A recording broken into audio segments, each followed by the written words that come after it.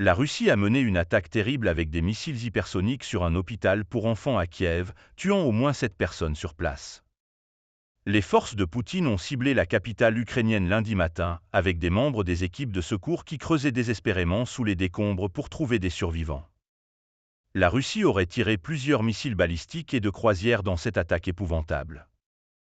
Des images choquantes montraient l'hôpital pour enfants Okhmadit, avec les équipes d'urgence travaillant pour trouver et sauver les victimes.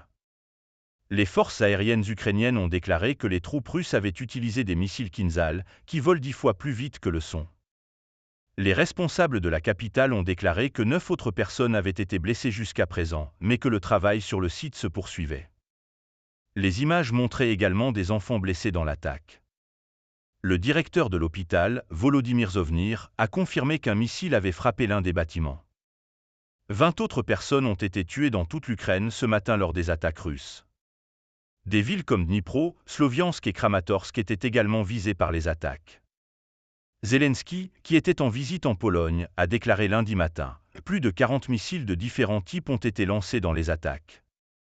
Les immeubles résidentiels, les infrastructures et un hôpital pour enfants ont été endommagés. » Dans sa ville natale, Kryvyi Rih, 10 personnes ont été tuées dans les attaques et 31 ont été blessées.